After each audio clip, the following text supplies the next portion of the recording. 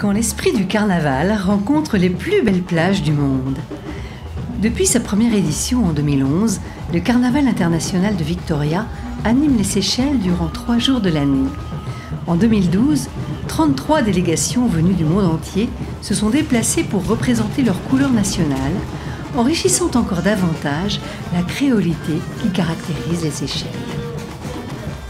La deuxième édition du Carnaval international de Victoria a pris une plus grande envergure cette année. Et c'est clair parce que l'an dernier, nous étions seuls à l'organiser. Alors nous avons essayé de créer un événement mondial, international, aux Seychelles, par les Seychelles. Cette année, nous faisons la même chose, mais en collaboration avec l'île de la Réunion. Une union entre ces deux îles qui vient souligner les similarités culturelles qu'elles présentent.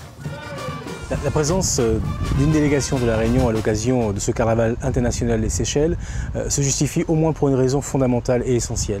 C'est que nous avons avec les Seychelles cette volonté de mettre en avant le métissage de nos populations.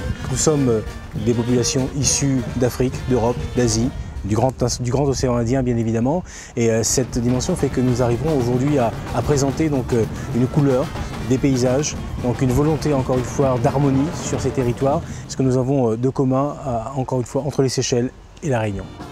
La participation réunionnaise s'est ainsi traduite par la présence d'environ 50 artistes venus représenter les différentes identités qui peuplent et métissent la Réunion.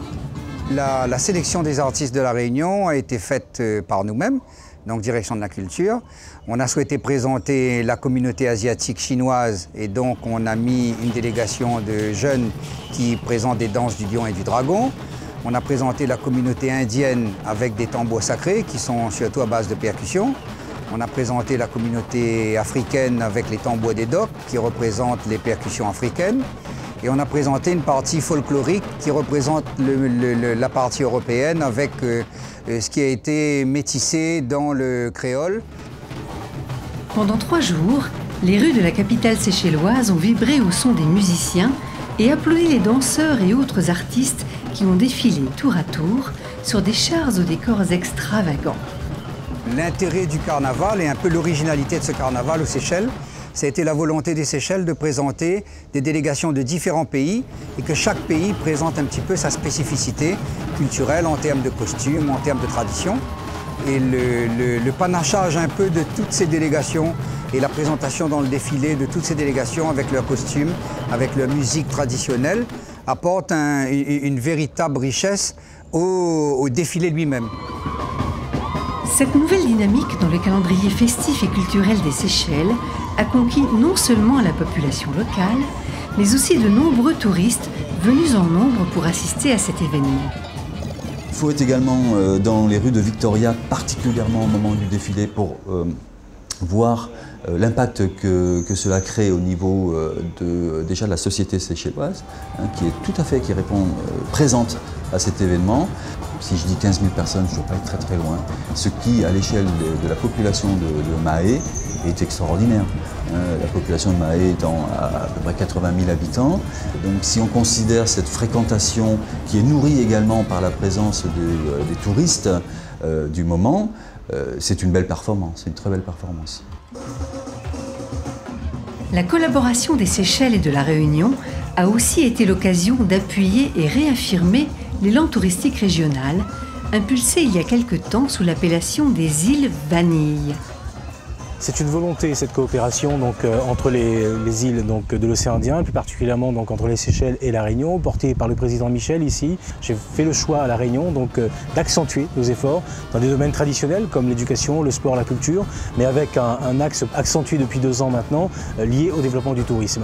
Des atouts, donc des éléments de complémentarité qui sont des éléments force auprès des clientèles européennes, mais également pour des clientèles des nouveaux pays comme l'Inde, comme ceux du Grand Océan Indien, entre l'Australie et l'Afrique du Sud.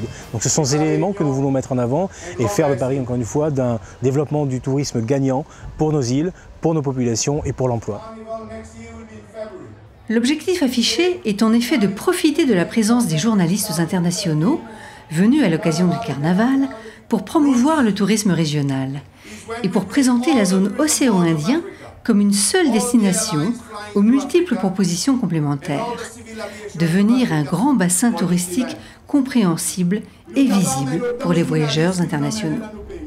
On n'a pas choisi la Réunion volontairement. Ce qu'on a fait, c'était de dire aux îles, les îles Vanille, ce concept de travailler ensemble dans les îles Vanille, un nom assuré qu'on peut avoir un nom île Vanille, ça ne veut dire rien. C'est pouvoir le mettre à l'avant. Et quelle meilleure façon de le mettre à l'avant dans un événement public, un événement grand public. Et c'était ça que j'avais fait appel à l'île de la Réunion, l'île Maurice, Mayotte, même Comores et Madagascar. On s'était dit, allons mettre les îles Vanille à l'avant, qui aurait fait le premier char aurait été île Vanille. Et si en 2012, seule la Réunion a répondu présente à l'appel lancé par les Seychelles, le ministre du Tourisme espère que le succès de la dernière édition du carnaval attirera les autres îles sœurs de l'océan Indien en 2013.